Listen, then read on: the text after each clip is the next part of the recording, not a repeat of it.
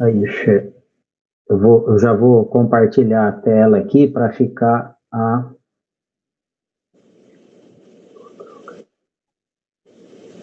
Helder, assim que você clicar no broadcast ali em cima, eu começo a jogar para o YouTube, ok? Ok, tá. A tela tá certinha aí? Sim. Ok.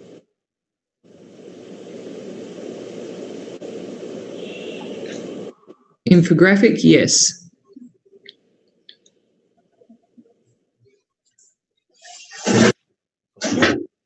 Everyone okay? No, I'm good, thanks. Yep.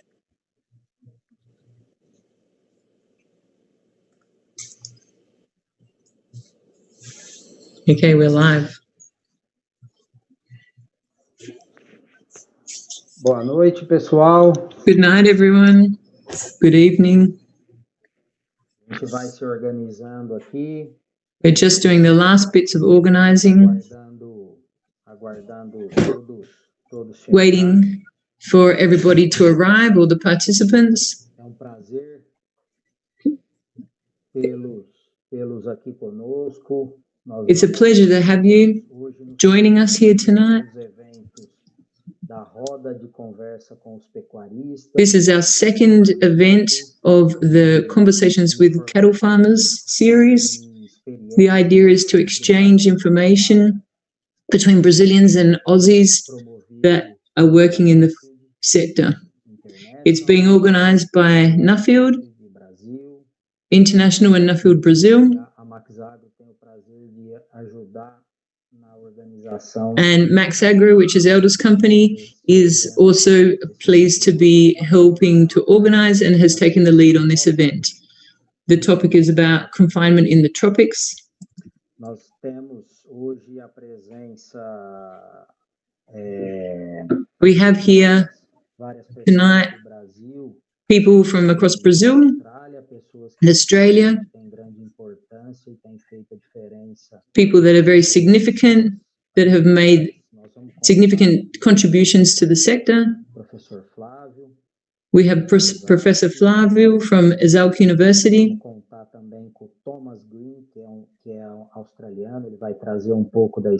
Also Thomas Green from Australia, he'll talk about his experience, and Stewart Borg, also from Australia, who will talk a bit, just so you can understand how it's going to happen tonight. We've got 3 presentations, and then we will have a discussion session. It's important for you guys to all bring your questions to the floor so that we can answer your questions.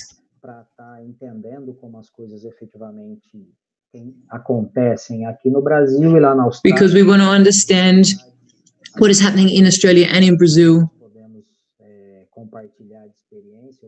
what we can learn through our different experiences and share with each other. We want the Australians to leave this event with some good information about Brazilian systems. We're also going to hear tonight from Diogo Costa. He is actually in Australia at the moment. He is working in research. So we have the opportunity to see a bit from the 2 sides of him being Brazilian and also a researcher in Australia.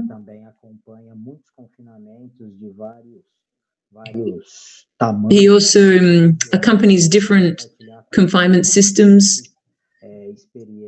and can share his experiences that he sees through other people's operations.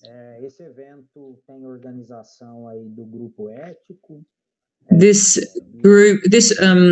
event is also made possible through the collaboration of a couple of different companies called Etco Agro.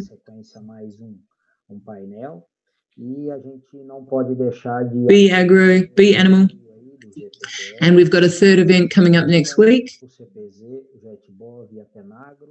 We've also got a couple of different companies that are supporting the promotion of the event.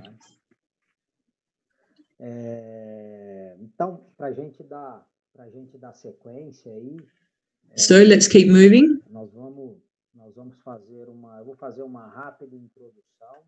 I'm going to give you a quick introduction O que efetivamente a Max Agro colabora um pouco dentro desses because Max Agro, our company, is involved in some different projects within this topic. Dos projetos de confinamento. Então, basicamente, a gente trata aqui o BeefMax, o desenvolvimento dos projetos. So we've got here this thing called BeefMax.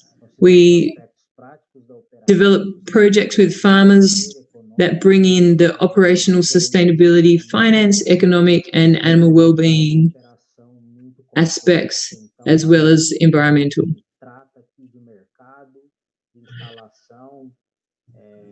We look after marketing parts, animal production.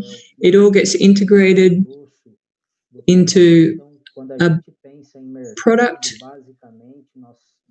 So what we take to the market is a complex product, but it has a lot of different capabilities for farmers to look within the gate and outside the gate and make decisions.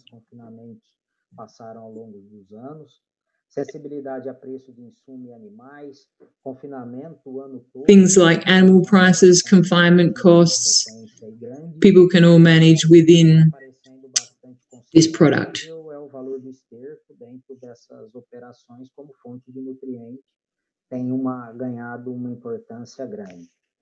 Então, quando a gente pensa em instalação dentro de norma ambiental vigente, investimento e giro, então, independente de quanto a gente He's just going through the different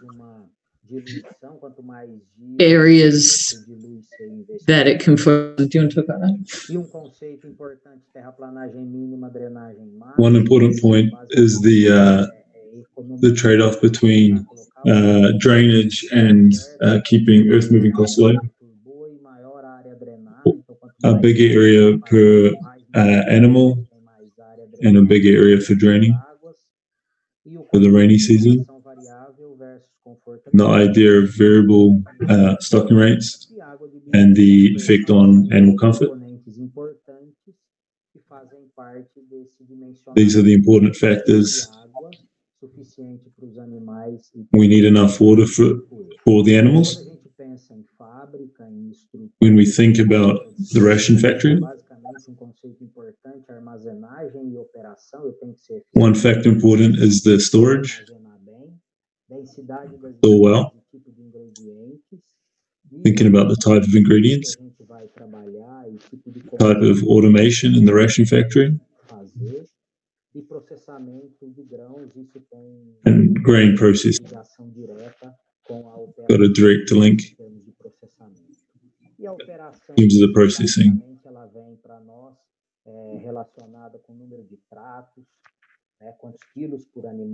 So the number of feeds per day and the number of kilos per animal. Management of the incoming and outgoing animals, doing it at the right time. Automation of the feeding, reading the troughs.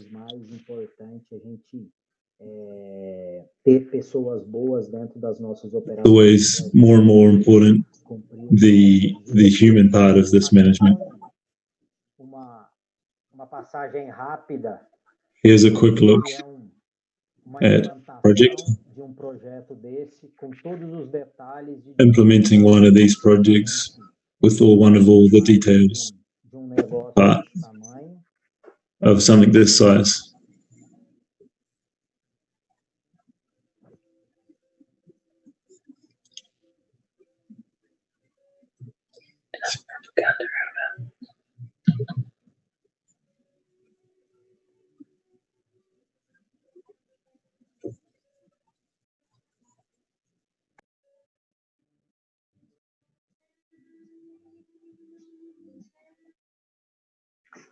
Então, gente, isso era só uma introdução para a gente efetivamente começar nosso nosso trazendo agora. So that was a bit of an introduction.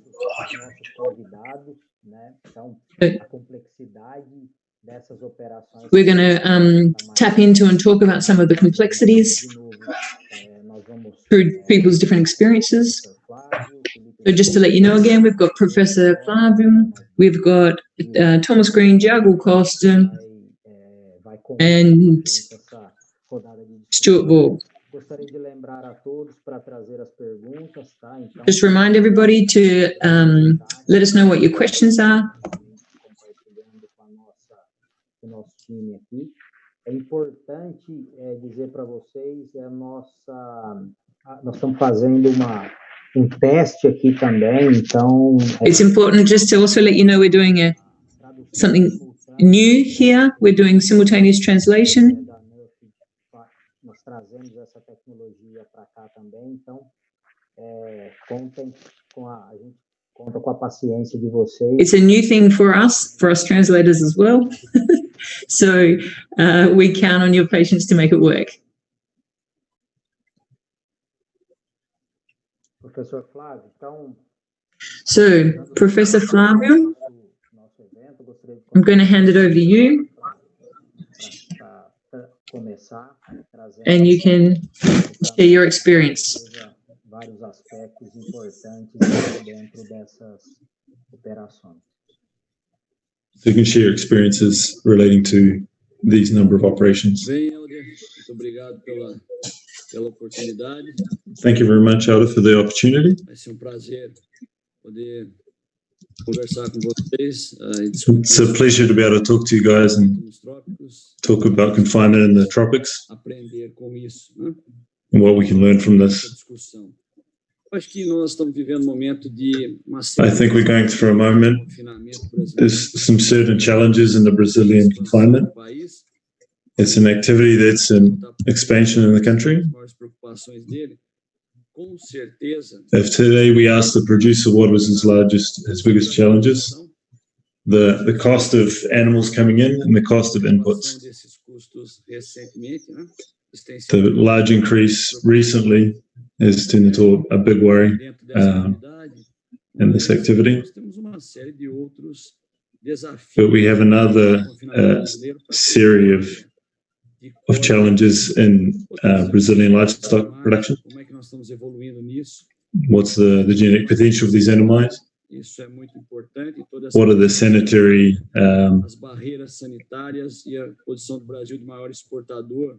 what are the impõe uma responsabilidade muito grande nessa área. Nós estamos evoluindo nas práticas de manejo nutricional. We're developing the nutritional experiences. Cada vez a exigência é maior e nós temos que estar atentos. We've got a lot more focus on animal well-being. We've got to learn in this area. Ambiental, de impacto ambiental e gestão disso também é grande desafio para the question of sustainability. Brasileiro. E, indiscutivelmente, toda a informatização de processos. And no doubt, the process of information technology and how we integrate this in our systems. Esses fatores também são desafios muito importantes que nós temos. These are challenges we have in front of us. Dessa atividade.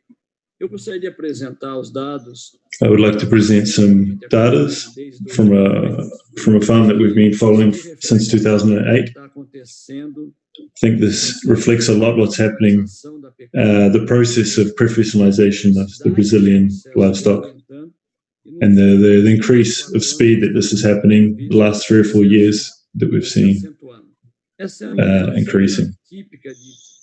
This is a typical farm. Livestock in 2008, 7,383 hectares of perennial pasture, a farm that was basically on growing out and finishing cattle without a professional agricultural aspect.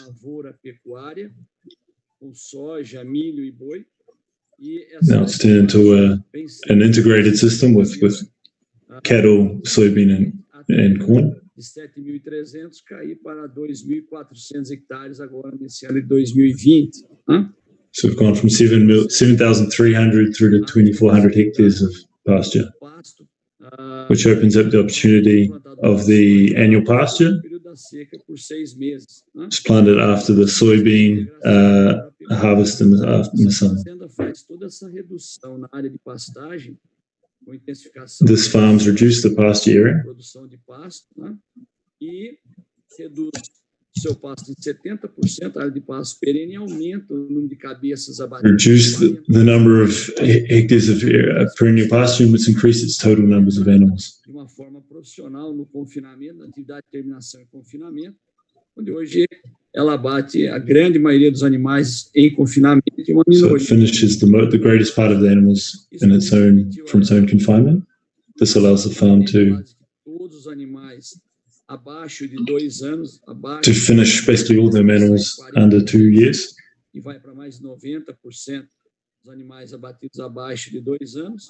Heading to over 90% of animals finished under 2 years old. Hoje a preocupação grande preço, custo de insumos, né? There's a big focus on the cost of the animals versus the inputs. Corn's gone from 17 for a 60-kilo bag. We started this year with corn produced at 32 for a 60-kilo bag. And this morning was 68, 60-kilo bag. Who knows what it is tomorrow? The challenge of the arroba, which is the 15 kilos of carcass weight.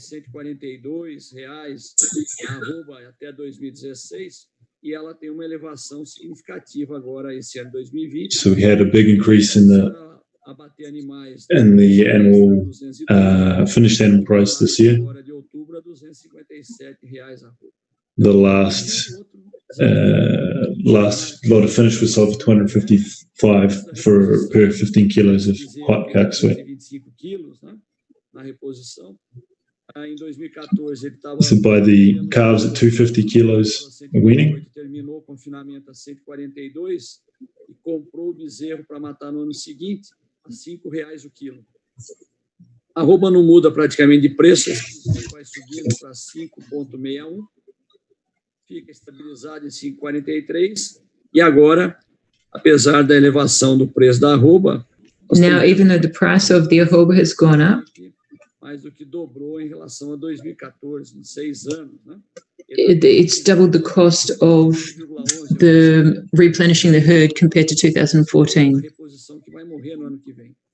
So we're thinking that the ability to find new animals will be a challenge for next year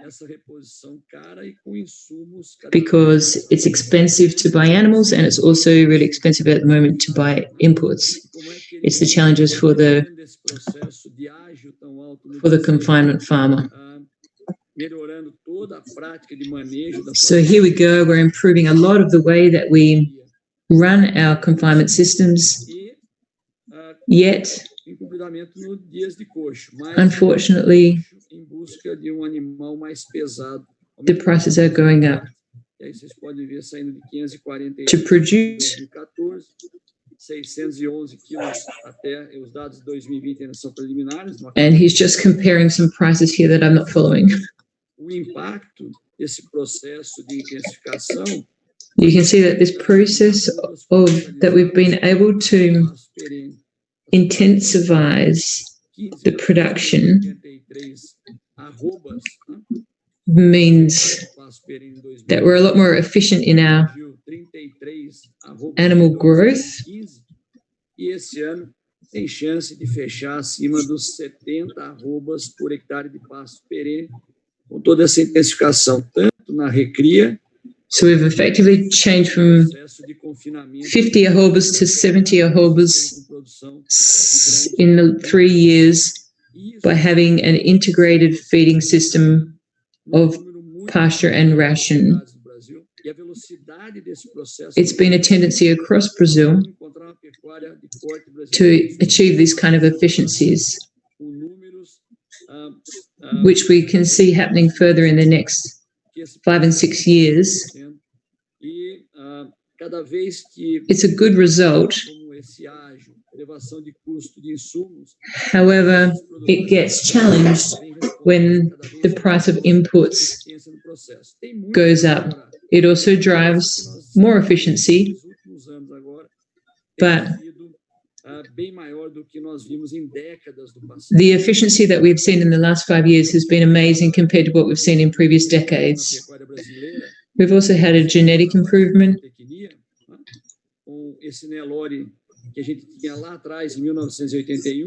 You can see one here from 1981 compared to a 2017 model.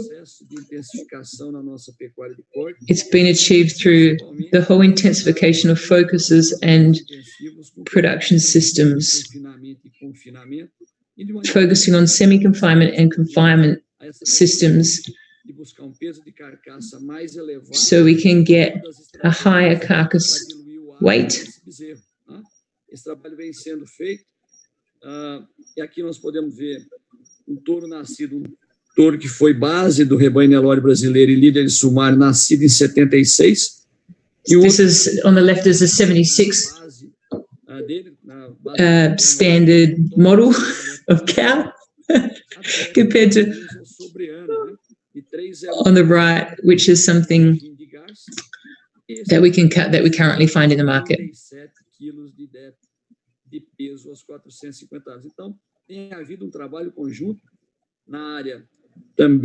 So it's a combined work of genetic improvements, better sexual behavior, as well as these production efficiencies and intensification of the production systems. Isso tem impacto marcante no sistema de cria e toda a eficiência do processo. Se vocês olharem o que está acontecendo com inseminação artificial no país, if you look at what's happening with artificial insemination across the country, isso pula para 9,6 milhões de doses. So you can see here the increase em 2019 e se o crescimento over the years. No primeiro semestre se concretizar ao final de 2020, nós provavelmente vamos estar comercializando alguma coisa ao redor de 17 milhões de doses. So we think that there's probably something like 17 million doses that are going to be used in 2020 with a lot of focus. You can see coming in on the European breeds, as well as the strong favorite of Nelore. There's a lot of opportunity that people are seeing to cross Nelore in on using the European breeds. Uma oferta de animal cruzado que vai ser e vem sendo destinado principalmente aos sistemas mais intensivos de terminação, como em semi-confinamento. The Nelore with the combination of the European genetics is a great opportunity for people who are looking to get the gains in confinement and semi-confinement finishing. Vão exigir dos confinadores uma atuação cada vez mais profissional no sistema e managing the whole system starting from before the confinement happens, especially looking at nutrition during the dry times and feeding supplements as required. And this starts the animals in a great trajectory so that they can realize their potential once they put in the confinement system. Suplementação e maior ganho de peso pós-desmama até a entrada no confinamento. Supplementation from the moment of weaning Menor ganho de peso, menor eficiência. creates the right animal structure to be able to make the most of when they go into the confinement system. So it means that we can take animals to the abattoir a lot quicker, so they have less time in the confinement system, or we can gain a higher carcass weight. Na pecuária brasileira. E também entender como esses animais suplementados zebuínos, mais jovens entrando em confinamento, respondem às práticas de terminação. We're also learning how the zebu animals can react and respond to confinement systems por 2 anos e meio com baixo ganho de peso e entrando compared to what has been previous industry practice, which is to be out in a lower nutrition system where the first 2.5 years of their life they don't gain much weight. Mais tratados na recria nos dão possibilidade de trabalhar lá na frente com peso de abate por período longo no coxo. We're realizing the importance of getting the nutrition right during the growing up stage of the animals. We're also understanding the importance of animal transport. Áreas de cria, principalmente aqui no estado de São Paulo, importante confinador no Brasil, está distante de áreas de cria do Tocantins, no Pará, né? Animals in Brazil have to cover a lot of area. For example, there's a lot of animals that are produced in Sao Paulo that then travel to Tocantins, or perhaps that's the other way around. Sorry, they are bred in Tocantins and then go down to Sao Paulo for finishing. It's also important for them to have some recovering time at the end of transportation.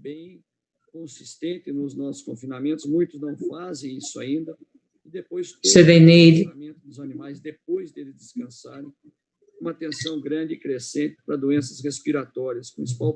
this stops them getting respiratory problems.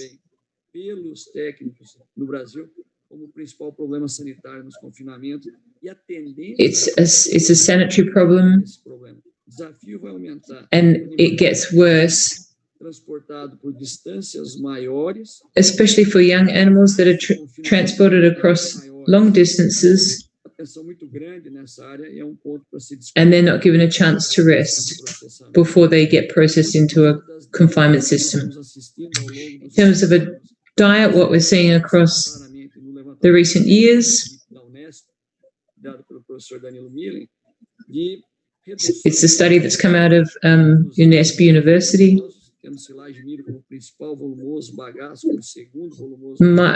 Corn silage. We've got corn silage, sugarcane residue. Sorry. E ao contrário do que se falava no passado, esses animais zebuínos permitem trabalhar muito bem com essas dietas. Tem padrão de resposta à inclusão de concentrado. So the inclusion of concentrate or of forages. Os animais europeus, porém talvez com diferença em alguma sensibilidade, mas aqui nós vemos o experimento que nós fizemos analisando o nível de volumoso e resposta em consumo. When we look at the level of forage and dry matter consumption and energy consumption and weight gain and the efficiency of weight gain for the zebu animals, optimizing so the zebu animals optimizing their daily gain with only 7%. There's some options with soybean hulls and whole cotton seed. The option with straw residues from pasture seed production.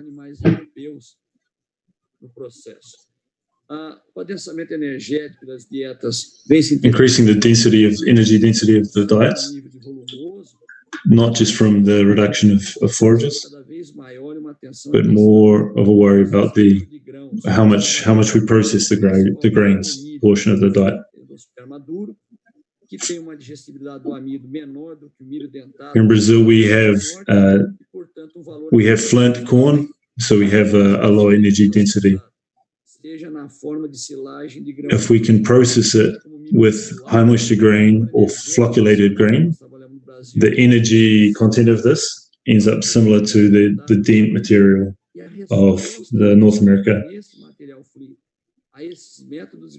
And the growth response that we have to the extra processing are greater than the dent corn from the US.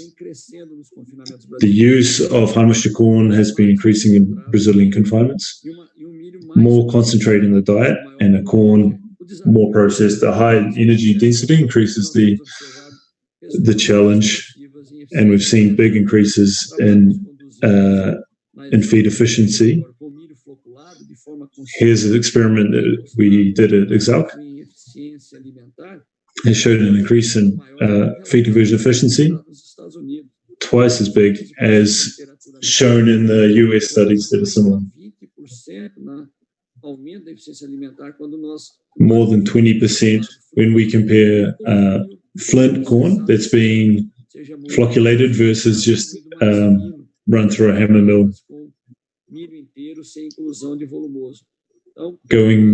Comparing the level of processing until whole grain. So we're finding these processing is increasing efficiency. So there's a difference comparing the US studies of the increase of 27% conversion efficiency versus the same study done in the US with 18% between laminated corn grain and flocculated grain. And more recently, we're getting the opportunity to work a whole lot more with the corn ethanol byproducts, which is a number of interesting byproducts. These products have rapidly increased availability in terms of volume, and we've got it as an alternative compared to corn and soybean. And this byproduct has an energy and nutrient density more higher than the traditional corn and soybean.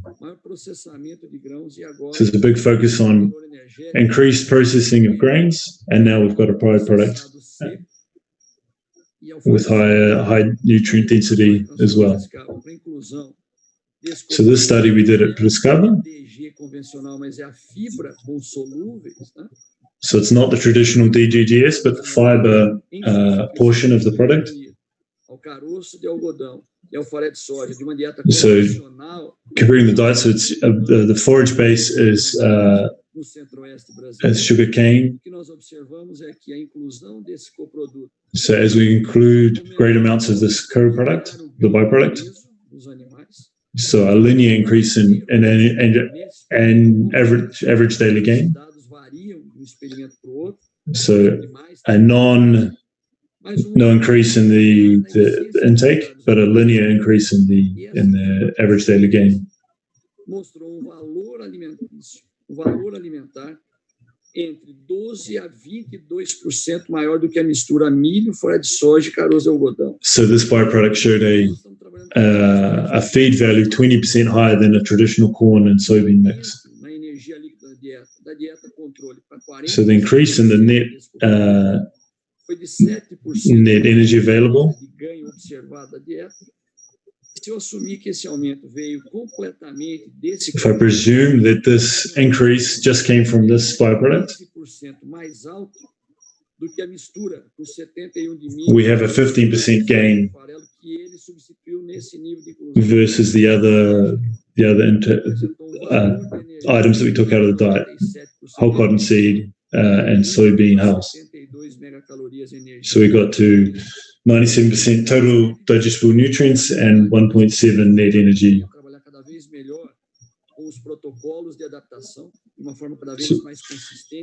The other thing we're doing is improving our protocol for adaptation and feed trough management in terms of the stocking rate and the feed trough available, increasing the number of feeds per day. The training of the staff involved in terms of reading the troughs, checking everything happens at the exact time every day, and increase in the control and testing of the input of the feed inputs and the animal well-being. It's all the time more important things that we talk about today, that whether it's worth it, tomorrow might be obligatory. E a entrada desses animais cruzados com o europeu aumenta ainda. Especially as we increase the increase of the first cross European with the Brazilian genetics, and the increase in the amount of finishing during the rainy season. It's a very challenging time. Rain, mud, and heat stress during this time. Essa questão de bem-estar animal, ela vem se tornando cada vez this question of animal welfare is all the time more important and something that's more discussed. It's a number of challenges we have in front of us. So we'll move on to the discussion with the next panelist, and thank you very much for hearing me tonight. Muito bom, pessoal, a gente está tendo algumas interações aqui bem legais em relação à quantidade de informação, né? Realmente dá para ver que são muitos pontos que a gente tem que se atentar, né? Tem algumas coisas que envolvem muito planejamento, mesmo antes da própria operação, né? Eu acho que quando a gente pensa em genética, quando a gente pensa... Sorry, we're back. Planejamento de insumos, né? Acho que tem bastante coisa... So when people are thinking about the planning, their inputs, there are a lot of things to think about in order to have success in an operation. So we're going to switch it up a bit. We've got Tom. Para fazer a próxima, Diogo, se tiver alguma pergunta aí, para a gente fazer alguma interação com o professor Flávio, até que a gente se organize aqui para... If, Diogo, you have a question for Professor Flavio, you can ask it now while we're just organizing Tom's presentation. Thanks, Elder. Congratulations, Professor Flavio. Great presentation. I'm going to make a comment, actually, and then connect it to my question. Actually, it's two. Let's see if we have time. You showed us clearly that carcass weight at killing is connected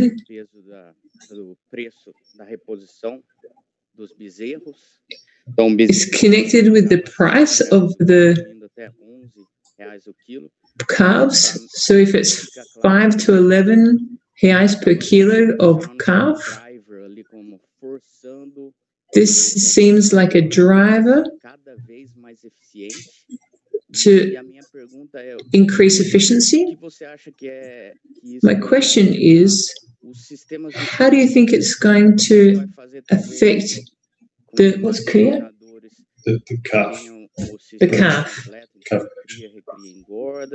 In terms of how's it going to affect the whole development system of calf growing out and fattening? Will it mean that there's more efficiency at the calf stage because the demand's better? Or do you think that it'll just increase the price of them without much effort because the demand's higher? So I think there's 2 points here that we need to think about. Undeniably, the increase of the calves is happening because there's less calves available.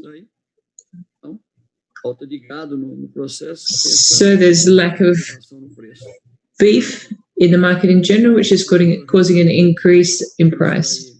The confinement farmer responds trying to increase the weight of the carcass by feeding them more, keeping them longer in the confinement, and then killing them heavier to get some efficiency out of the animal. What does that mean for the calf space? Que eu acho que é o que nós estamos mais atrasados ainda, que é o de cria nos nossos índices zootécnicos, né? Mas está abrindo espaço para discussão. It's opening space for us to talk about giving the cows supplements, especially at the end of their gestation. Farmers aren't necessarily open to supplementing with supplements. But in terms of nutrition in general for the cows, there's more buy-in. We're talking with producers a lot now about how their cows can be in a better condition for the birth of their calves. There are two elements here. People looking for heavier animals at the end of confinement means that people are focusing on animals that have that potential. When you look at Nelores,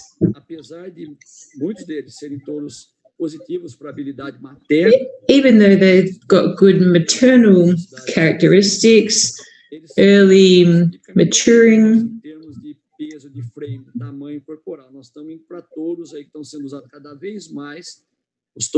we're looking more for bulls that carry these frame characteristics, which will eventually affect the cows having these characteristics, but it's not focused on the cows at the moment.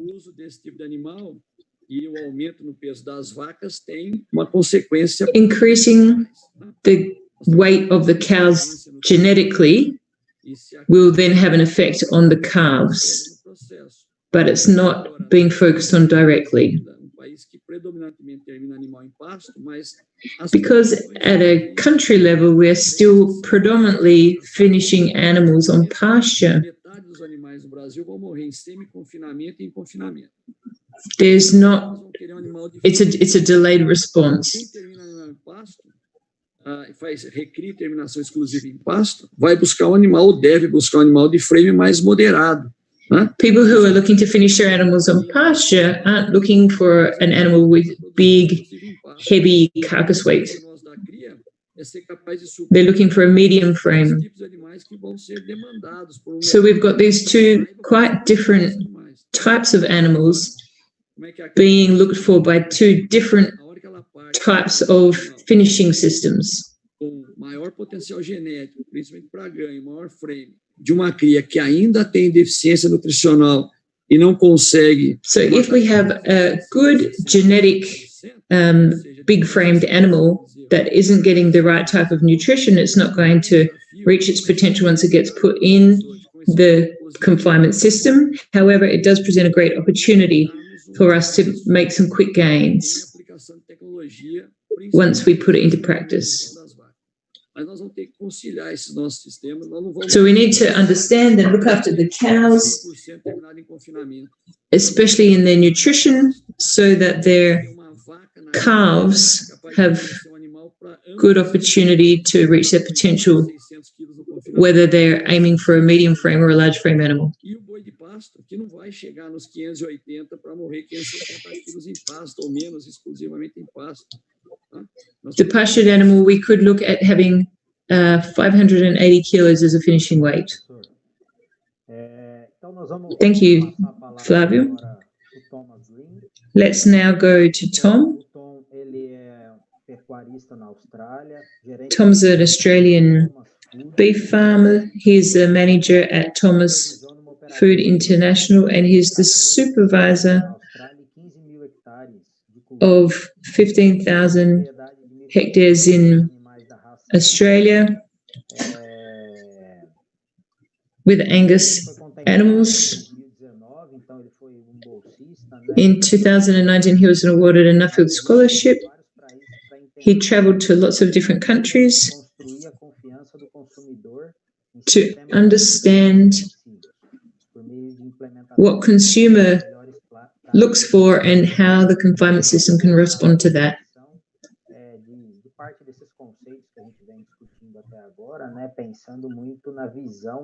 So he's going to continue with this conversation, thinking especially with what the consumer's looking for.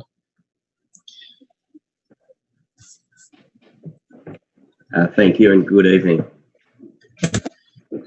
I'll give a 10-minute presentation this evening with a brief overview of the Australian confinement industry and of our operation and some of the challenges regarding construction and operation.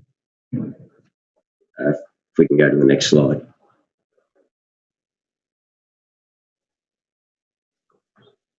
Okay.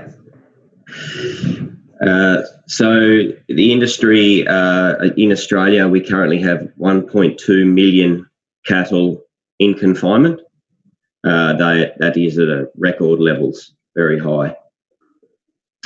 And in Australia, typically 30 to 40% of beef production is finished in confinement. Much like Brazil, there is a very defined tropical and temperate production in the north and the south of the country. I am from the southern temperate region, but a lot of the essentials when constructing and operating a feedlot are the same. Next slide.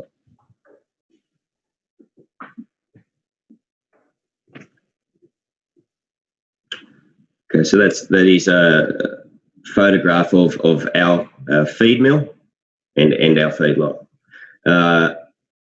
In Australia, if you are to sell and market grain-fed beef, it must be accredited by an external auditor. The industry operates 12 months of the year or year-round, as to have supply to the processors and abattoirs, slaughterhouses. Australia is currently the largest exporter of beef by value, while Brazil certainly remains and will remain the largest exporter by volume or kilos of beef. Next slide. Okay, so our operation, we currently feed 17,500 cattle at a time, and we are just beginning an expansion to 30,000 head of cattle. We currently employ 25 staff and feed cattle for a number of markets that range from 70 days in confinement to 300. Our company, the majority of the beef is exported overseas to North America, China, Europe. Next slide. Okay. So the existing feedlot is only 5 years old, so quite new. So we've faced challenges, and I thought that I would discuss, given that Brazil's confinement feeding is expanding, some of what I believe are the most important factors when constructing or deciding to build a confinement facility. They are location, water, labour, and then design and layout. Go to the next slide.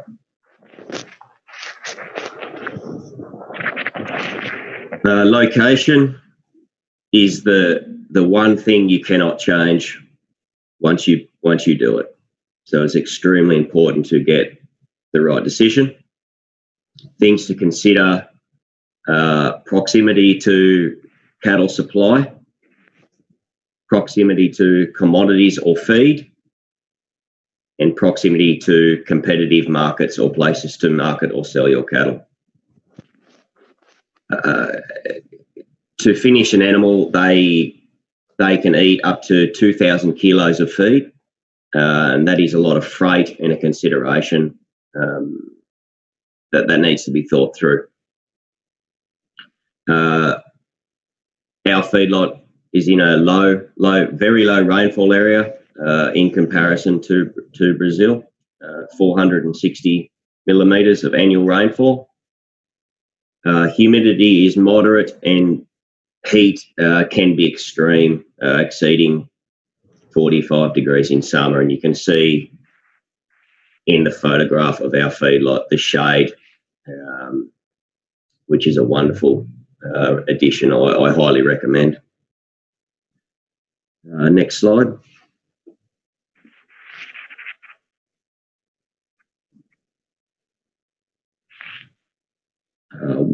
We'll discuss water. Sometimes overlooked, but very obviously very important. Not only the amount or supply of water, but the quality of water is very important to animal performance, and storage is the most essential factor and what is sometimes neglected when constructing. I would recommend being able to store at least 7 days of easily accessible water. For us, we constructed a 10 million litre dam that gravity feeds our feedlot. So high volume and easily accessible. Quality, as the salt increases, cattle will drink less, and cattle that do not drink do not eat. Next slide.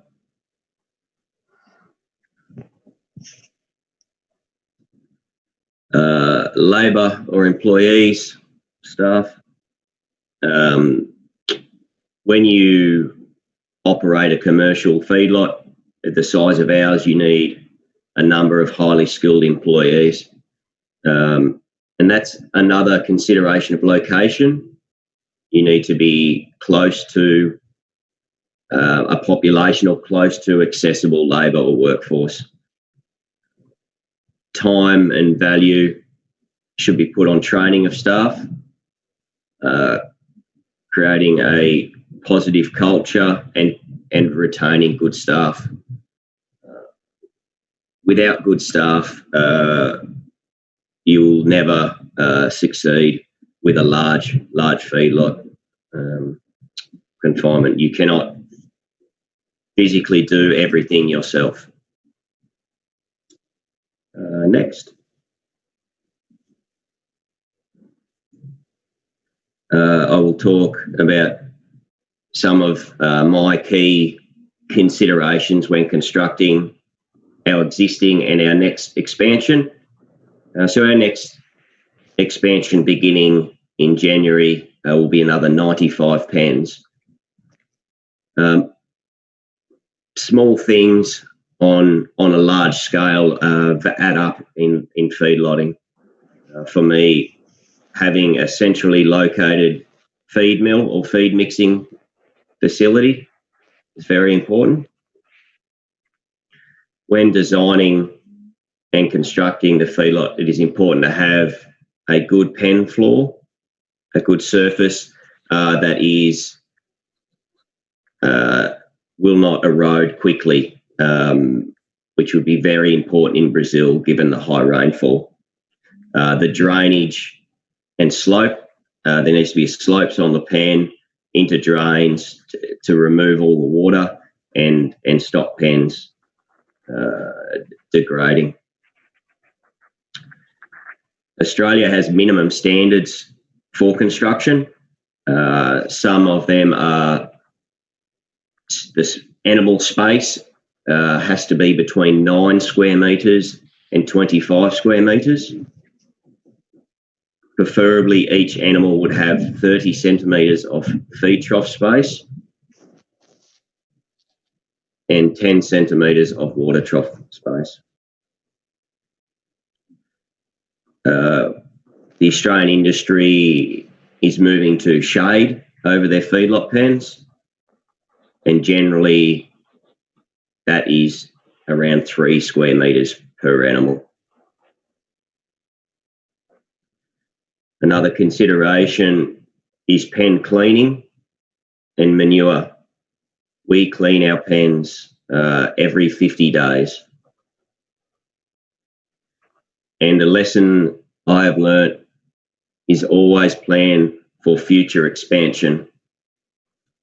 Always leave room for growth.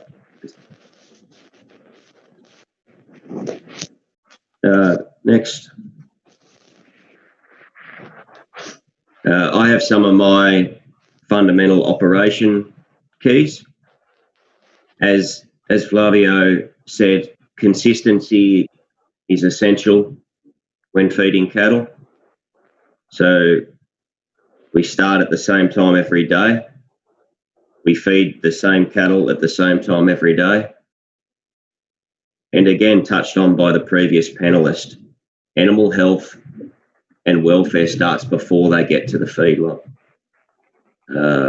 Weaning, transport, nutrition before feedlot entry is crucial.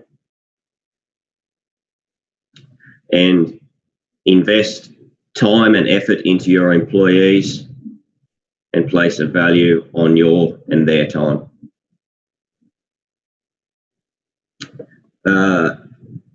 Thank you. It was a short presentation. I just tried to touch on some of the key fundamentals and give you some idea of the Australian industry. It is a very established industry and has been operating for over 50 years. It's highly regulated and highly managed, which means it's a very professional and commercial sector in Australia, and very important given Australia's nature of droughts and floods. Thank you. Muito bom, Tom. Very well, Tom. I have a question.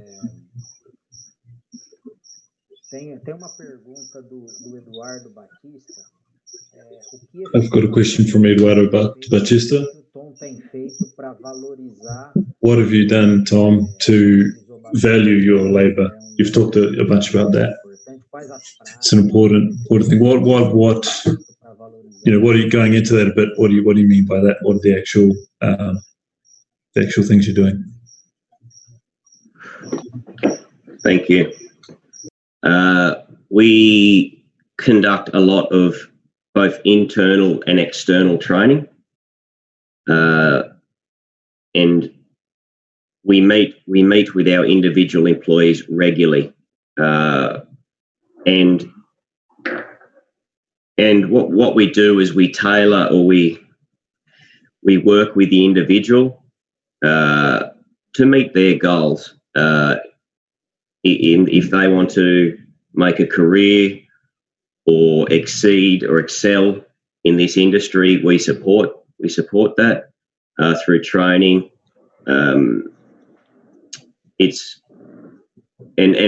We work hard, but we make it fun, which is really important.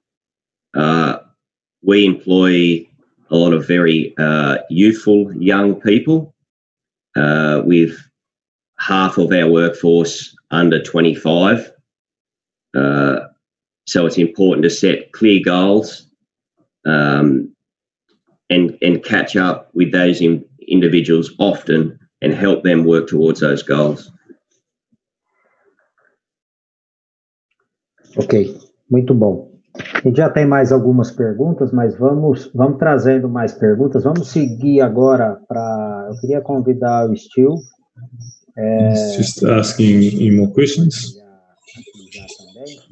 I'm just going to ask for Stu to share the presentation. Stu's a producer there in Australia, runs Marklands, 400 hectares for sugarcane and other cultures, other crops, 2,500 animals. 2018, he was also a Nuffield Scholar and visited a number of countries to understand how to establish the first confinement in Queensland. in a region that hasn't been traditionally used for confinement dairy, of confinement beef production. So he's doing a new project. So I hand it over to you, Stu. Welcome, and let's go. Thank you very much. Pleasure to be here. So as Elder said, we're currently in construction stages now of building the first feedlot in tropical Queensland. There's quite a few feedlots already established in Queensland, but very few in the far north and in the far tropics of a high rainfall, high humidity type environment. Just a bit of a comparison, we're on a 21 degrees latitude. A lot of the environmental factors we have here are probably similar to what you experience in Brazil. So we run a Bos Indicus base herd, as you see in the picture. If you'd just like to go to the next slide, please, Elder. Stewart, só um segundinho, pessoal, só para relembrar, aí na plataforma no Zoom tem a opção de mais e aí vocês conseguem interagir com as línguas, então vocês conseguem... Everyone, I'd just like to remind everyone that we've got the language option down at the bottom.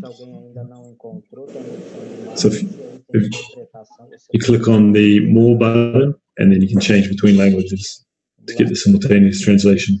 But if you're hearing this, you've probably already done that.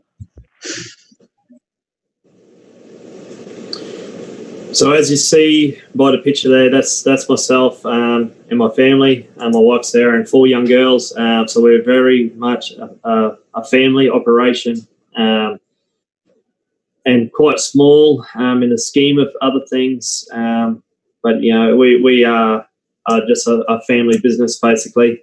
And as you see on bottom map, on the Queensland map there, we're located near Mackay, which is 21 degrees latitude. So as you see, that's a bit of a background of what our operation entails. We breed cattle here. We have a stud stock unit. We breed bulls of all Brahman bulls, Australian Brahman cattle. We also have a commercial operation, and we have cropping. We grow soybean, we grow corn, we grow cane, sugar cane, and we grow quite a lot of hay each year. So we'll go to the next slide, please, Ella.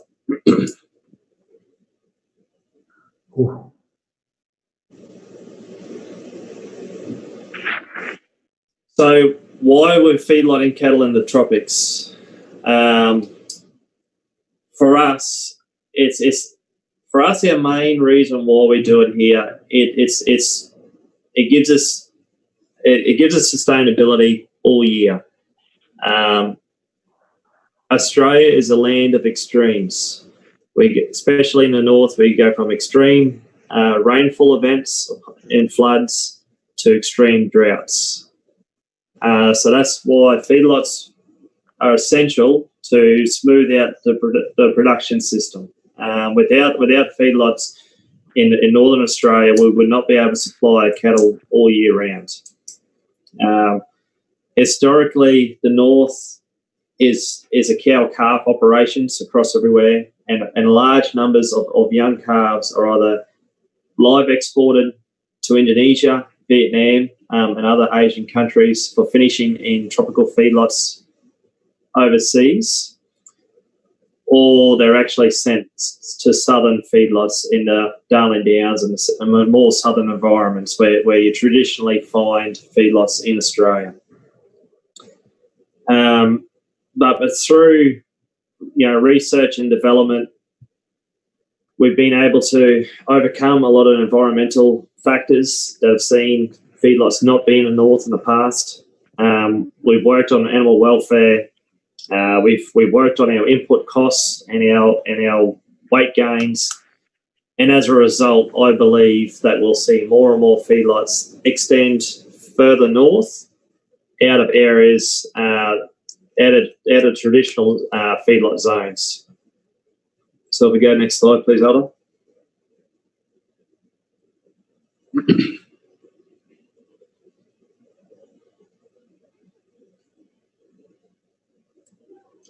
We'll go to one more again, please. So as you see, this is actually our construction site early last year. So this was the start of construction, and we got hit with a cyclone. So everything that we do now has to be built to a standard that can withstand major events such as cyclones and so forth. The environmental factors on us are pretty extreme, and hence why there has not been feedlots built in this type of environment before. We're talking about 2.2 metres of annual rainfall per year, of which we have experienced as much as 2 metres in a single day, which means that our infrastructure has to be built to a standard to withstand such events at great cost. So we'll go to the next slide, Elder, please. And as you see by the pictures here, this is the other side. Australia is a land of extremes. We've just gone through a period of record droughts, followed by floods and back to droughts again. So without a feedlot industry, we don't have that continual supply, and we aren't able to maintain the herd size in Australia. So to us, the intensive feeding is a must for us to continue. So we'll go to the next slide, please.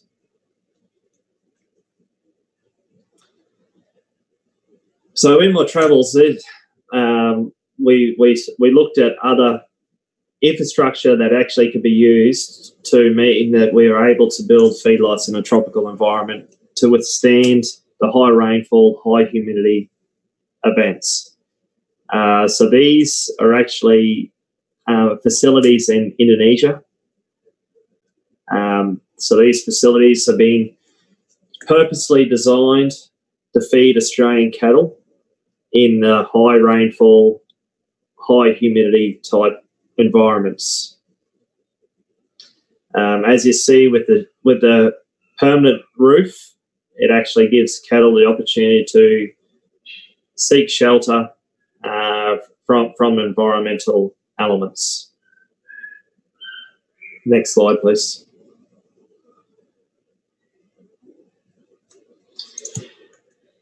And here we have a picture that's probably more familiar with everybody. This is actually a picture that I took in Brazil while I was there with a semi-confinement type system.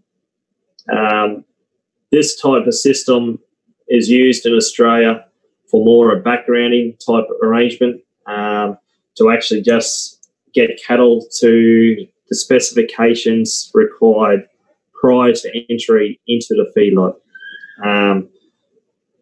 Traditionally, it's not really used to finish cattle because we would not be able to achieve the feed conversion that would actually require to make it profitable. The margins in Australia are extremely tight. To remain profitable, we must be very efficient, which means that our average daily weight gains must be very high. In Australian feedlots, 1.8 kilos per day is seen as a break even to most feedlots. We'll go to the next slide, please.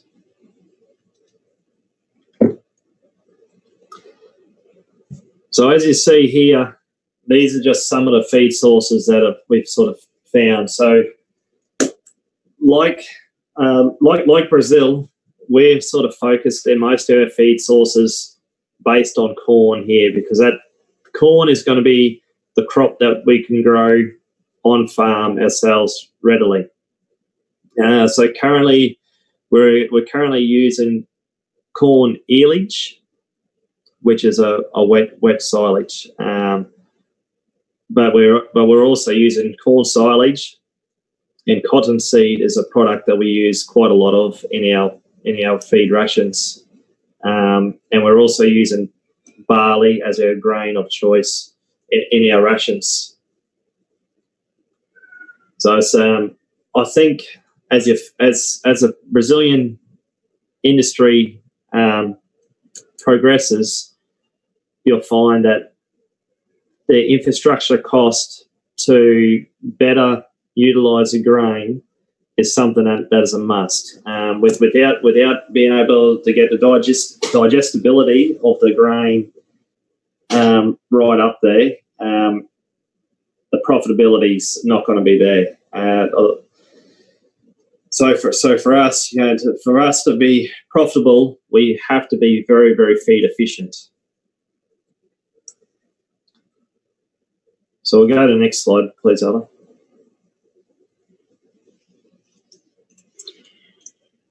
So for us, the whole feedlot is about making sure that we have the ability to finish cattle even when pastures are declining or run out.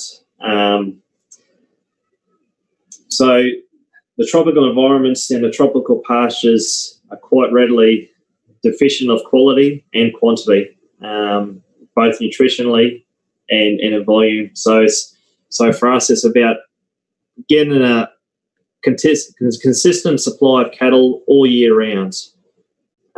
Without that, we can't possibly do it. We can make sure that the cattle are suitable to the market specifications. We can make sure that they're the right weight, because we sort of target about a 630 kilo live weight animal as a minimum before slaughter, with a 320 kilos carcass as our target weight at about 2.5 years of age. When we put in pens, we draft accordingly. So all our animals, when they've reached the end of days, when they're actually going to go to market, they'll be quite consistent in line and weight and type of animal, which means that when we sell our cattle, they will be sold at a premium. We've also found that by having a feedlot, we're a lot better able to manage our pasture conditions on farm. By removing them animals off grass and put them into pens, it means that we're better able to control our pastures, and we don't overstock. We found that by overstocking our paddocks, it actually takes a number of years for them paddocks to actually come back to the standard they were prior. And the last point is, have you got more points on the next slide there, Alda? Now, by incorporating the feedlot and actually finishing our animals in the feed pens rather than on grass, it has actually allowed us to increase our breeder numbers. So our cow-calf operation is now larger than it was in the past because we're not trying to finish our bullocks on grass anymore. So we still background to about 400 kgs, and then once our background animals have reached that weight range, they then go on to into the feedlot for finishing from there, and generally for about 120 days. But the biggest point I'd like to make is that the profitability of our feedlot is all based on average weight gain. We have to have high performance cattle in the feedlot. There's no money in second grade cattle, and the other thing is that a feed conversion. So you can have high weight gains, but if they eat too much to get that weight gain, it cuts into the profitability as well. The last slide, please, Ola. So here we have a newly constructed facility. This is actually a Darwin with a live export facility. These type of shelters are being seen more and more readily in the north, because without these type of sheds, we're just not able to provide the animal welfare standards and the weight gain performance that we need to be profitable. Even though these structures are extremely expensive to build, we're finding that they pay back on investment within 3 years, just by having the higher animal welfare standards and the added weight gains by keeping cattle comfortable. We found that there's comfortable cattle are profitable cattle. And I think that's it. Thank you very much.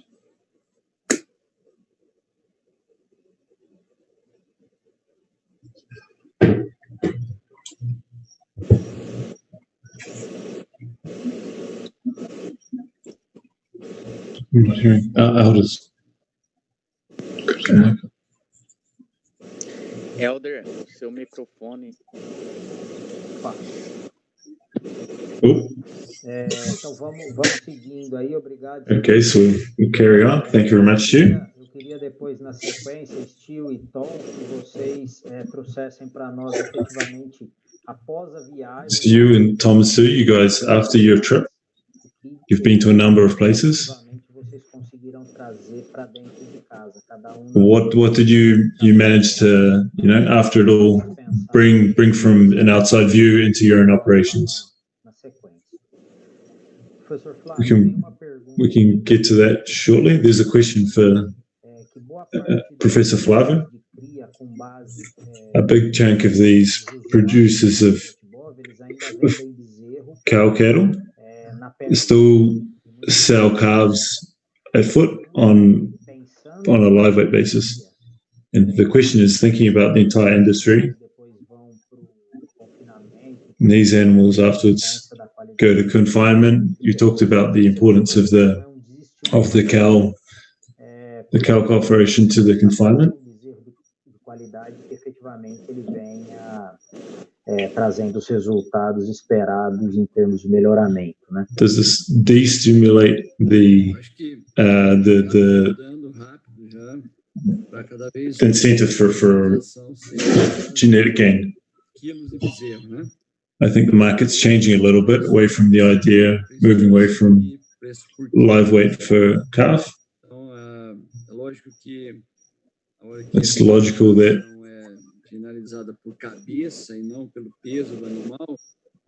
so even now there's still many calves sold just on a head basis.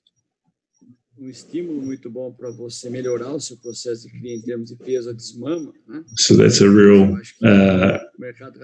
backwards ways of looking at selling animals and aligning incentives. He's not quite sure if that was the answer to the question. Por quilo de bezerro e por cabeça. Se isso fator de desestímulo para a cria, isso para melhoria. If that's a headwind for the improvement in genetic gain in the cow-calf operations. This over time is being replaced by something that's more logical, which is the purchase based on live weight of the calves. Eu acho que é uma questão de evolução do.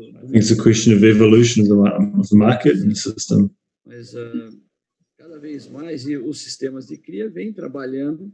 But more and more the cow-calf systems are working to produce heavier weight calves at weaning, using better bulls.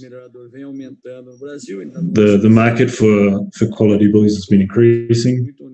It's still not a lot, not enough in the entire industry. There's a lot of really bad bulls that don't have good proofs. you showed the increase in the massive increase in the use of artificial insemination. And he's looking at these options to wean a heavier weight calf. Whether it's because he's producing for himself to do the entire cycle, whether he's doing it to sell the wean calf as a product.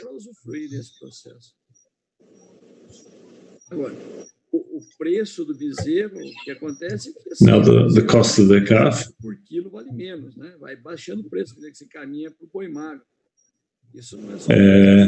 There's a premium for per kilo of live weight for a calf. As you wean a heavier calf, the premium decreases because you start heading towards the market for lean cattle.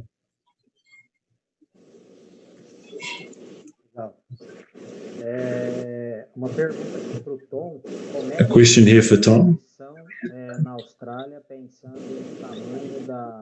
How do you do the reposition, the restocking, considering the volume of animals you have to buy? And you don't have the animals to produce your own animals coming in. What are the challenges of stocking such a big number of animals from outside? Thank you. Yeah, so our feedlot currently turns over 900 animals per week, and with our future expansion, that will go out to 1,500 per week. It's a similar challenge. It doesn't matter how many you feed. We work with a large team and have dedicated livestock buyers. But I think to join a couple of questions together, one of the common themes I saw throughout my travels was issues with cattle supply and cattle cost, which is a really, really big concern of ours. But we work, our strategy is we work very closely with cow-calf producers, and we build that relationship through data feedback, and it's an open relationship between cow-calf producer and the confinement feeder. We give them their feedlot results, health and performance, and being a company that we own the slaughterhouse also, we have the ability to give the cow-calf producer the carcass quality results also. So that producer can then look at how the cattle performed, look at things like carcass weight and marbling, fat cover, and they can adapt their genetics, adapt those genetics to those results, and select bulls and cows to better meet market specifications. Muito bom. Nós estamos aqui também com o Felipe. Okay, thank you very much. We've also got Philip Bortolotto, who's a technical consultant, and they they're involved in the confinement of 1.7 million head a year. A mineral company. So Felipe, can you bring to us what can you see is happening with the purchasing of the animals?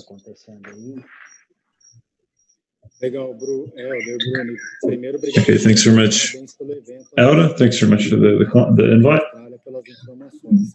Thanks to the guys from Australia for the information. I agree a lot with what Flavio talked about. It's a fact. Restocking is more and more difficult. Food's more and more important. Labor needs to be trained and qualified. We need to do more turnovers at the units. This is a fact. It's a one-way street, and this is what's happening, and we have to do our homework. Our team here at Nutron Cargill providing nutrition to about 6 million cattle. This is what our team provides minerals to. And our benchmarking system. Tom talked about 25 staff for 17,500 head static capacity.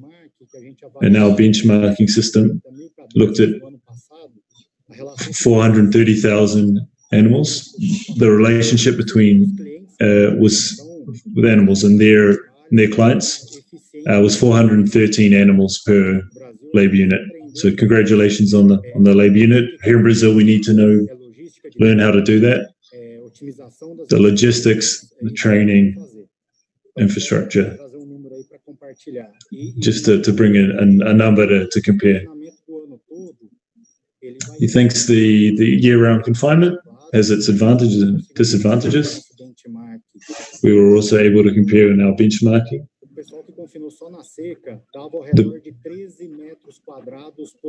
The people that were just in the confining the dry area, dry period was 13 square meters, and the people that confined year-round were 19 square meters. Yeah, there's more to be done. It's not just that. We need to optimize the feed. There's new types of feed available in the rainy season. Deal with the mud and to deal with drainage. Sometimes do a rotation of the pens. Change the number of feeds per day. So this stuff is what we're leading with. We're trying to figure out daily. It's very good, our discussion here today to be able to swap numbers.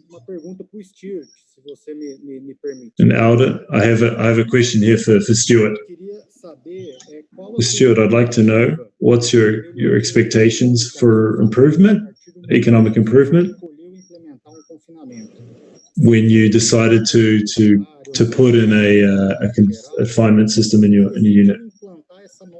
So when you decided to introduce this tool into your farm, what was your expectation on increase in return, whether it's increase per hectare, per head, or return on assets? So in regards to return on assets, we're working on about a 16% return on asset basis in a normal year. But the reality is, in Australia, there's no such thing as a normal year. So, for instance, in the last 2 years, with the drought that we just endured, we potentially missed a huge opportunity that we could have actually paid off our investment in 2-year period simply by being able to capitalise on a big opportunity.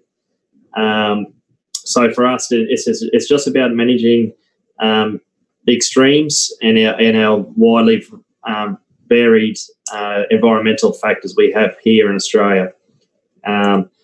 So, for instance, this year in particular, we would have actually struggled to be able to afford to buy cattle in. The economics of this year with extreme cattle prices and very high commodity prices means that we would have been very slim margins for the last 12 months period.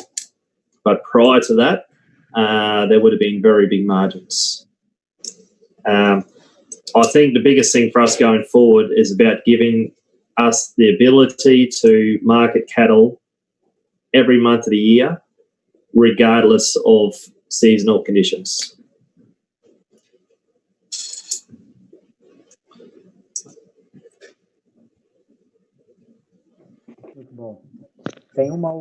Thank you. We've got another question here for Tom. Thinking about the amount of rain, and it's so much less in Australia.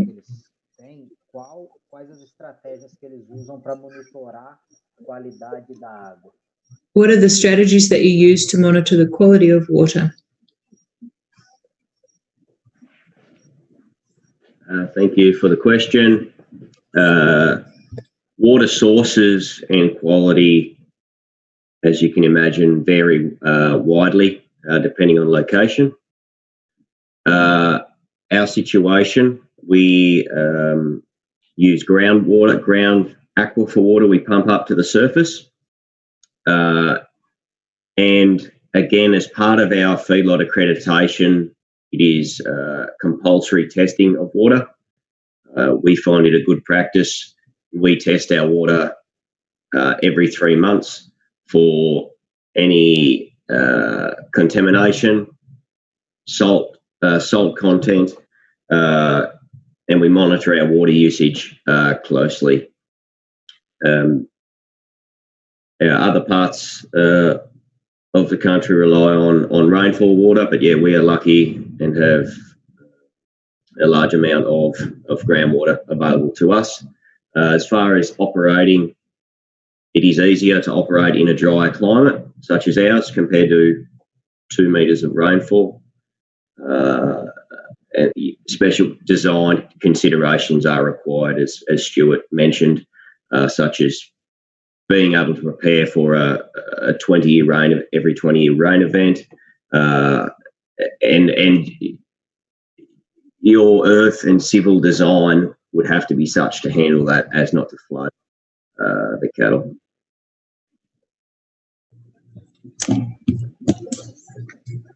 Essa pergunta vai pro Flavio. Thank you. Now this next question goes to Flavio. This is about water quality connected to consumption. There might be some university research on this. We hear people talk about products like linseed, the residues of some processes, and how that interacts with water requirements.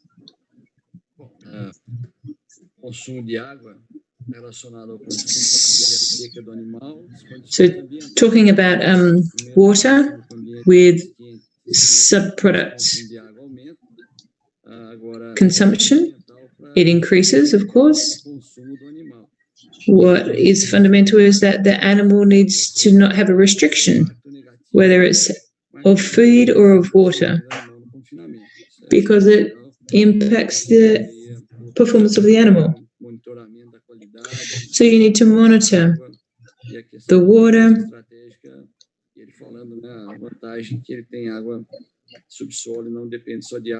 So what Tom's done is he's taking groundwater so that he doesn't have any restrictions. If this water is coming from liquid feed,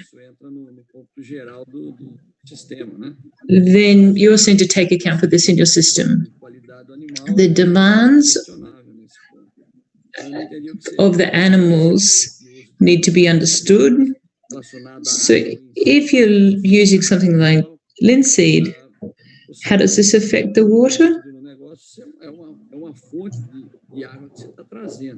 You're bringing a bit of water in the linseed, you just need to understand how much.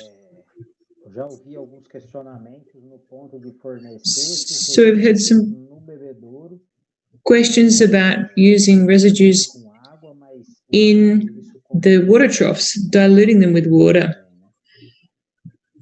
and feeding them out through the water troughs. Look, I don't know about that. I don't have any experience of this idea, but it'd be good to be careful, because if you're putting it in the water trough, we already have trouble keeping the water trough clean, and then you're going to put stuff in there, like material, organic material, then it could really compromise the whole process and the principal use, which is supplying clean water.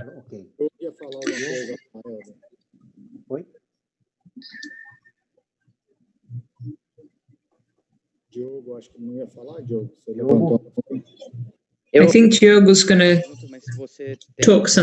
say something now. I'm going to ask a question that's going to escape, it's going to leave the topic a little bit. About genetics, I've got a comment and it might come to a question to the Aussies, and then maybe revert to Felipe and Flavio to add their comments.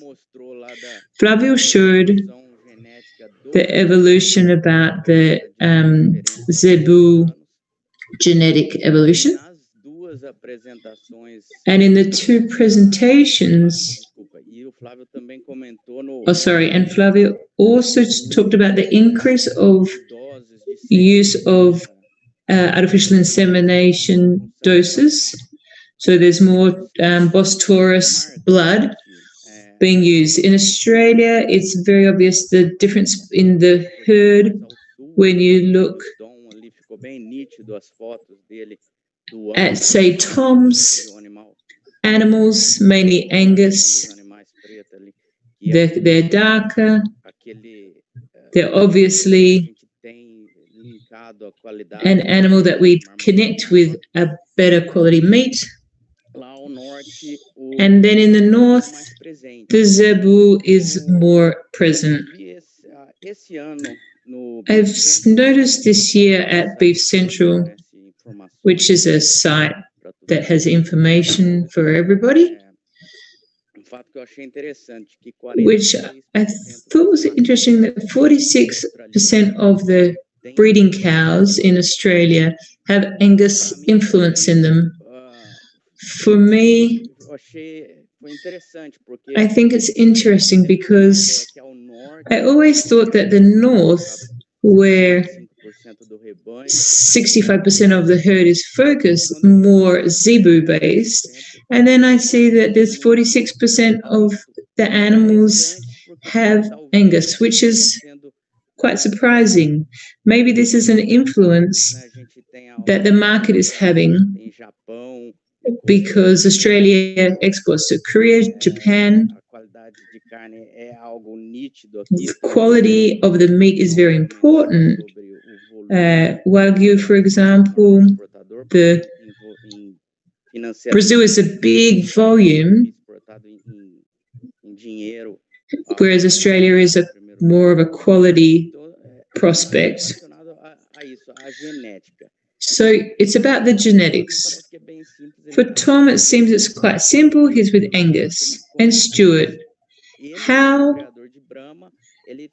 you have Brahmas and you're confining zebus, but would you be interested in genetics from the Angus type breeds or confining them or find them in your region?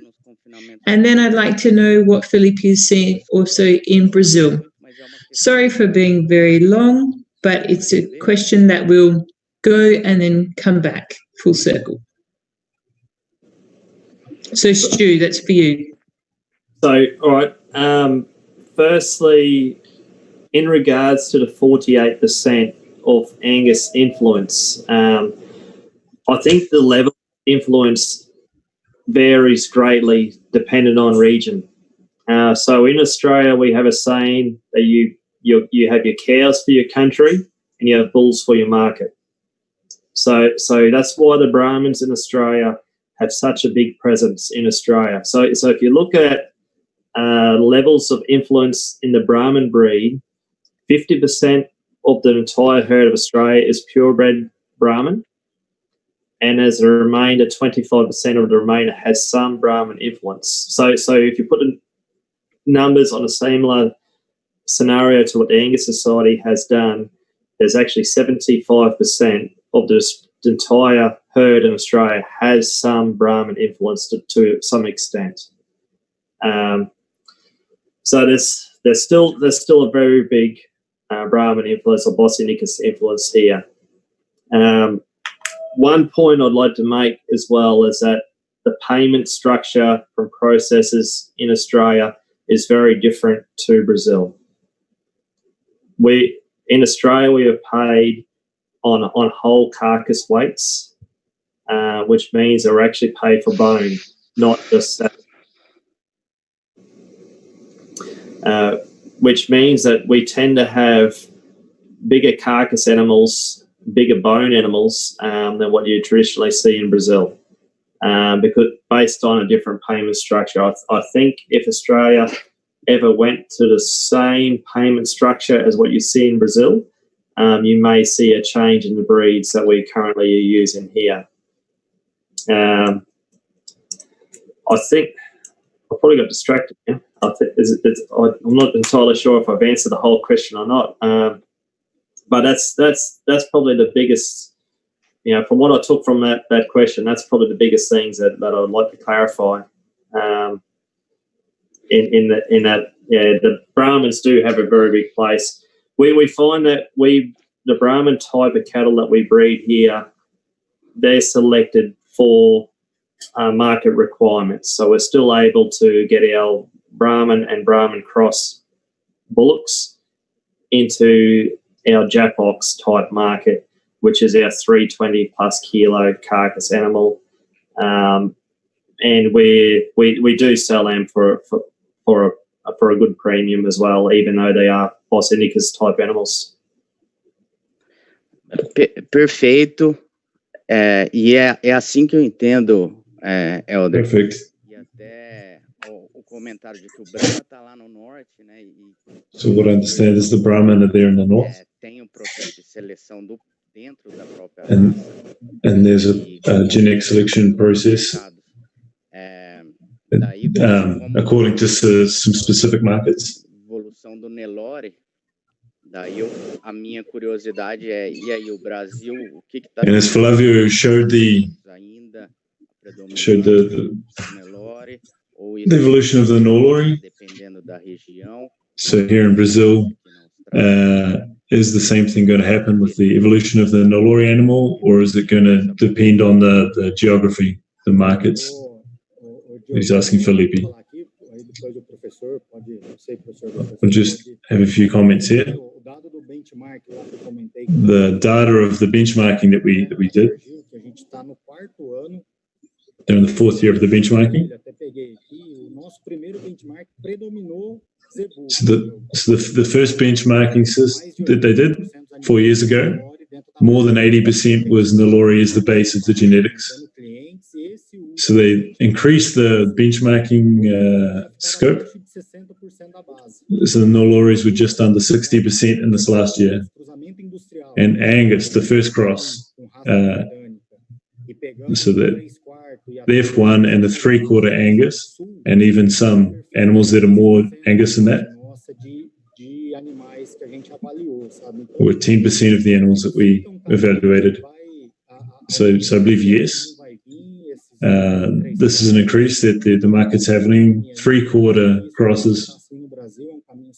It's something that they've seen as what's happening with no way back. The increase of synchronization and artificial insemination. There's even a few individual farms where the cow-calf operation, the premium markets, the cow-calves are taken out in the confinement. So it's impressive when you get a good line of cattle of genetics with Nelore, the results are different. So when you get the top of the Nelore and you use an F1 animal across it, it's really an amazing result.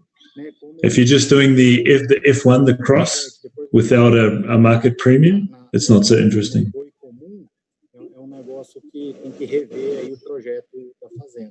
If you're just getting a normal price and you're doing the F1 crosses, you have to really think about it, whether it's worth it.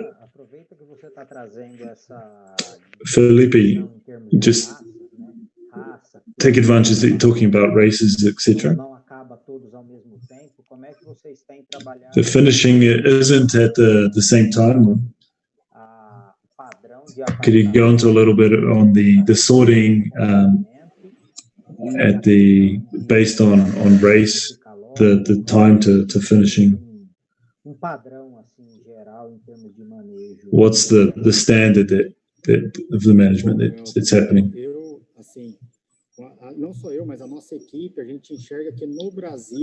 What we're seeing is that here in Brazil, I've been to some operations in the US and Australia and seen some of that reality.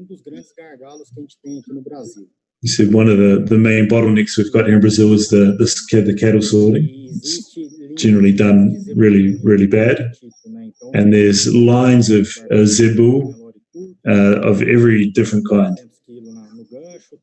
So he's got Nelore that's 300 kilos finished and some that have massive necks. So there's a few indicators in the confinements.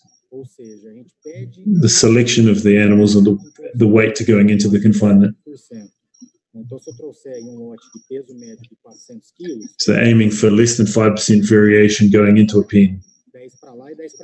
And 400 kilos would be 20 kilos of variation, plus 10, minus 10.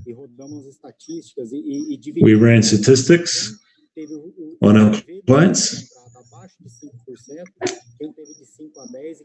They did the coefficient of variation of the sorting and based on the economic results. So what we saw was that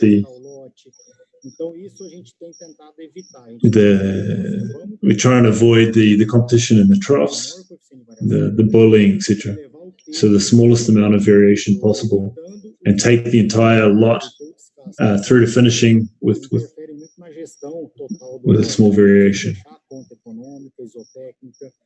So when you're closing out your numbers and you've got the odd one that didn't go forward like it should have, it has a big weight on the results.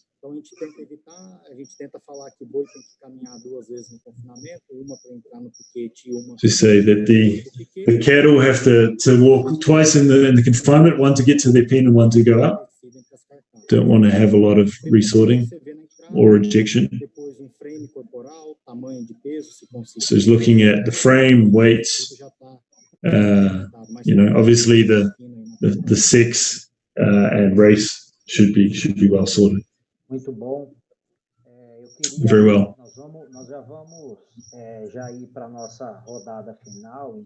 Just going to go to our final round.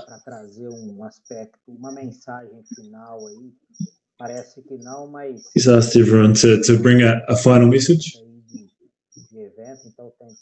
We're already up to an hour 40, so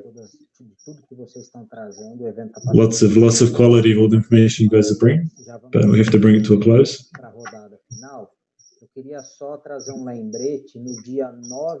Just a final reminder on the date. We've got one more event. Deborah Simões is going to be running the next event.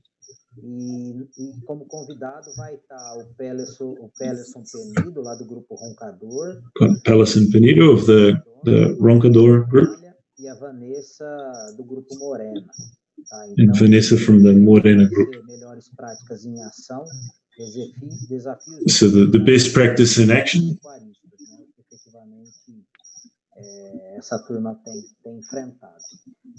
And what these guys are doing on their own farms. So the final round of questions, guys. First, the Australians, Tom, and then we'll follow on with Stewart.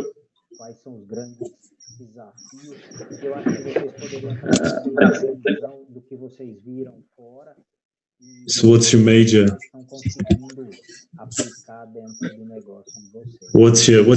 challenges you guys are focusing, and that final question on what did you see from outside your travels that you've brought into your own business? Thank you. I'd like to probably combine those two questions, and what I took out of my studies and travel is, although very different environments, the intensive agriculture industry in general faces similar challenges globally. So it was touched on in the first discussion around the input costs of cattle prices and commodities, and then again the marketing and cattle prices. We're part of a bigger supply chain, and we have to understand and respect that. We cannot control cattle prices. commodity prices, and the majority of time the sell price. So what we have to do is be very good and efficient at what we do. Again, challenges. It's with an increase in efficiency and production comes with sacrifice, and I think it's important to find a balance between production efficiencies and animal welfare. You can always get an animal to perform more and more and more, but at what cost of welfare and sustainability? To be a long-term sustainable industry, we have to be accepted, respected by our consumers, and that's a global issue we have to recognise.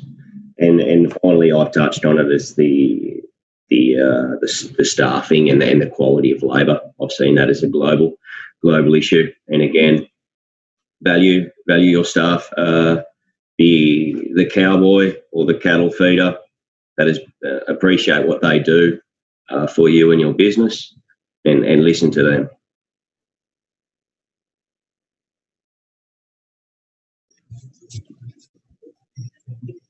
Very good. Muito obrigado, Tom. Thank you very much, Tom.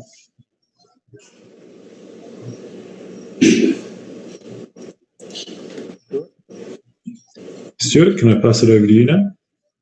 Yeah, probably just to add to what Tom said, just a couple of comments. Quality trumps quantity in nearly every equation. I'm not sure how to translate, but quality feed is probably the number one input.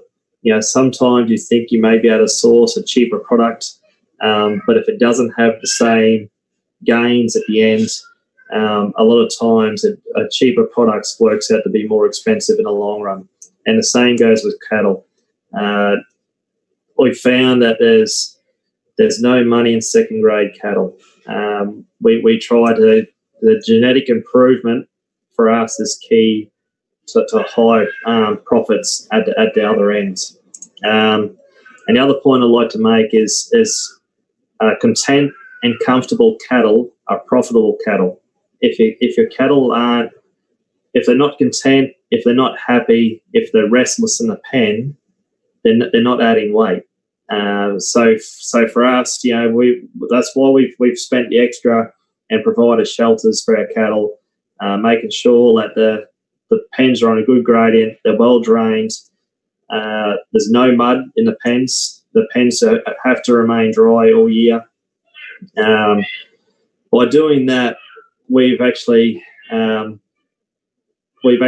sure that the cattle are content and comfortable. In a high rainfall area, the only way we could possibly do that is by building sheds. You know, due to our locality, shade cloth isn't sufficient. So that's what the main point I'd like to make is that content cattle are profitable cattle. And everything's based on performance and making money at the other end. Thank you. Muito bom, Stuart. Professor Flavio. Okay, thank you very much, Stuart. Eu acho que Professor Flavio, I'd like to congratulate everyone for the initiative for this live. He sees the Brazilian livestock industry as a very interesting crossroads. He's seeing a greater speed of change compared to the past. When I started as a professor, when he was studying, he had a professor that said he was worried about retiring without seeing a modern livestock industry, and we're going in this direction. This entire process of modernization that we're going through, the process of integrated cropping livestock systems, the intensive livestock is growing, and it's the velocity is increasing. How much of this finishing is in confinement, semi-confinement? You're not sure where that's going to end up. But what we've seen everywhere we go, each time people are investing more on this question of nutritional management, better than we have in the past. The increase in genetic selection, there's a lot to go forward in that direction. The cow-calf industry is generally behind what we do in backgrounding and finishing. What we're seeing with the profitability of cow-calf systems at the moment, you start supplementing the cows, just basic stuff. But for the longest time, we haven't done it well. This mix is very positive. There's a good market for the increase of beef consumption. Brazil needs to improve this question of quality and increase the prices and the value.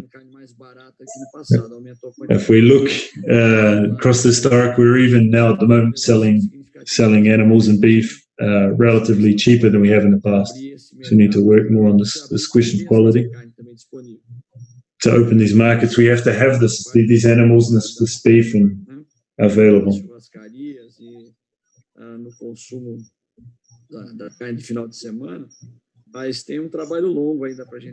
There's a long road ahead. And this question of quality and opening up markets to add value. We need to improve this.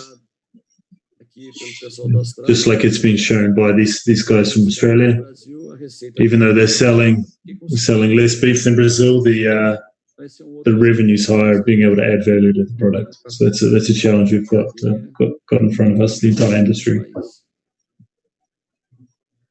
Muito bom, Diogo. Tom, eu acredito que você tem outro compromisso aí. Very well, Tom. I understand you've got another commitment, but thanks very much. If you need to head out. Once again, thanks you very much for the clarity of the information. Valeu. Cheers. Thank you for the opportunity.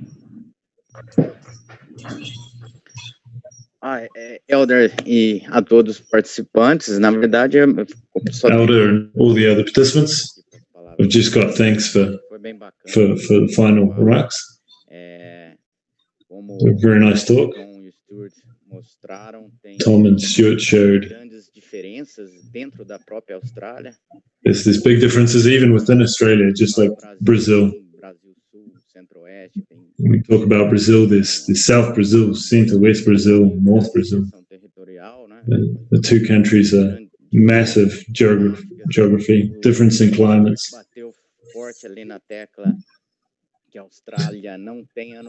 Stewart hit heavily on the point that Australia doesn't have a normal year.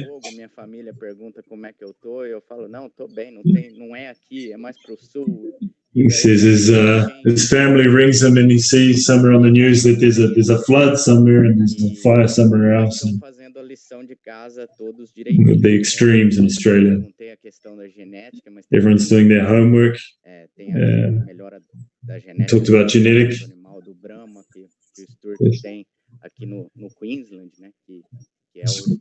Work going on with the Brahman in Queensland.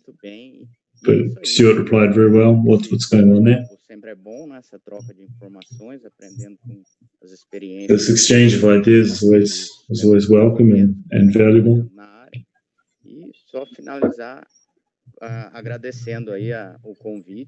Just finishing up. Thanks for the invite.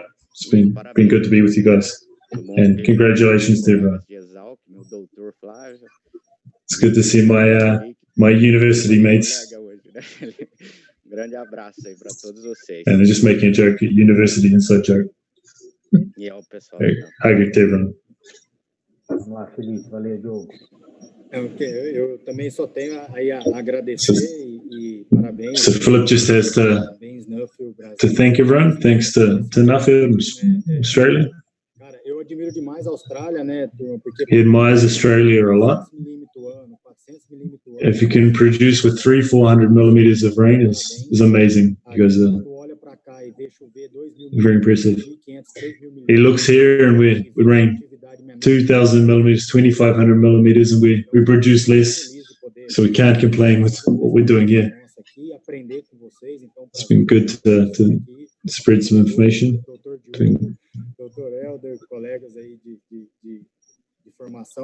Thanks, Elder. Thanks, Joe. One important point for me, something that Tom said about the labor. Means to look at the culture of the people, plans of retaining these people, qualifying these people, training these people. He thinks that's the next big bottleneck here in Brazil. People and processes. We know very well what we have to do. We know how and what. But when we go to put it into practice, we run into challenges around routines, people, processes. Sunday has to be exactly the same as Monday. Doesn't matter if it's a holiday. He thinks that Australia's got a lot to show us around how to do this. Thanks once again, Elder, and Valeu, thanks. mais uma vez, muito obrigado. Então nós já vamos. All right, cheers, guys. Thanks very much. We'll finish here. Thank Jessica. Remembering it's the first time we've done a simultaneous translation. Sally and Roger. Thanks, guys. If it wasn't you guys, we wouldn't be able to do it. This was a technological event for us as well. All right. Thanks very much, guys. And see you next time.